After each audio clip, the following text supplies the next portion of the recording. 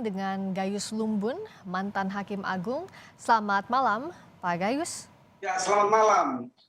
Kalau tadi lihat ada 12 saksi dari keluarga Yosua, sebenarnya mereka ini tidak ada yang melihat langsung peristiwa pidana saat pembunuhan terjadi.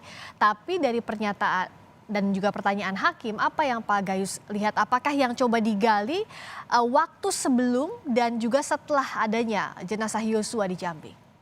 Ya, semua keterangan itu akan bisa menjadi alat bukti yang sah apabila beriringan dengan alat bukti yang sah yang lain, sehingga selaras dengan itu. Tapi kalau saya akan memberi pandangan, konstruksi hukum saya di peristiwa hari ini berkaitan dengan dakwaan pembunuhan berencana, ancaman hukumannya itu 20 tahun seumur hidup dan mati, maka di sini ada hal yang menarik yang mungkin perlu dipahami oleh kita semua, yaitu bahwa apa yang diperiksa hari ini terhadap seorang, kalau saya sebutkan adalah orang yang melakukan, ya. Di sini saya sebut sebagai melakukan, sebagai pelaku yang melakukan.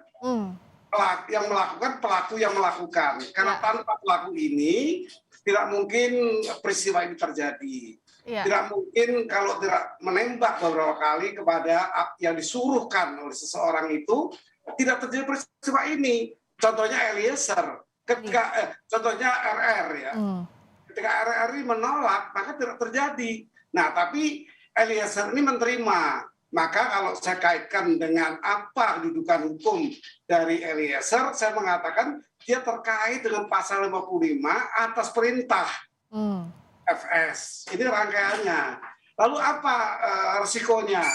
Risikonya dengan melakukan sebuah tindakan tadi, menembak beberapa kali, tidak sekali, beberapa kali, maka terjadilah peristiwa ini sebagai pembunuhan yang berencana yang direncanakan oleh mastermind-nya adalah FS. FS yang menyuruh, yang mengatur semua ini sebagai kehendak dari FS, maka Eliezer ini menjadi bagian yang tidak terpisahkan, ancaman hukumnya sama. Kalau dihukumlah FS ini hukuman maksimal karena 340 berencana, sama. Artinya Eliezer juga akan terancam dengan itu bunyi undang-undang. Nah, yang mengecualikan hanya satu, apabila kedudukan yang bersangkutan sebagai GC atau justice collaborator itulah yang bisa dipakai sebagai alasan penghapus pidana. Nah, alasan apa? Sebagai pembenar maupun sebagai pemaaf sudah sulit untuk saya kaitkan. Sampai dengan 51 pun yang melakukan perintah jabatan itu juga tidak masuk karena jabatannya tidak menjabat sebagai jabatan untuk menembak orang. Nah, itu. Jadi oleh posisinya itu, kalau tadi izin Pak Gayus, jadi untuk alasan pembenar pemaaf yang coba kalau kita lihat dibangun konstruksi ini oleh pihak pengacara Eliezer itu sulit meskipun justice collaborator posisinya begitu.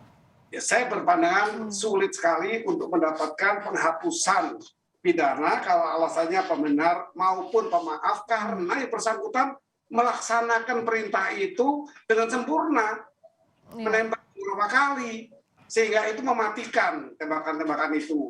Nah, oleh karena itu secara konstruksi hukum saya mengatakan kalau yang bersangkutan bisa berperan baik sebagai GC itu satu-satunya bisa mengurangi hukuman akibat dari pasal 55 terhadap 340 atau 338. Oke, jadi setidaknya ini JC ini adalah satu-satunya jalan bagi Eliezer untuk mengurangi hukuman begitu ya, sebagai pelaku yang melakukan. Karena tanpa tindakan atau tembakan dari Eliezer maka tidak akan hilang nyawa Yosua, begitu kira-kira ya sederhananya Pak Gayus. Karena RR menolak menjadikan tidak terjadinya peristiwa ini. Tapi Eliezer menerima itu, menerima perintah dari Verdi Sambo. Dengan semua risikonya, tentunya seperti diatur pasal 55, ini kata undang-undang. Baik. Bagaimana kedudukan atau the degree of evidence atau kedudukan dari pembuktian dari para saksi yang dihadirkan? Kita akan bahas ini sesaat lagi. Pak Gayus, tetap di Breaking News Kompas TV, kami segera kembali.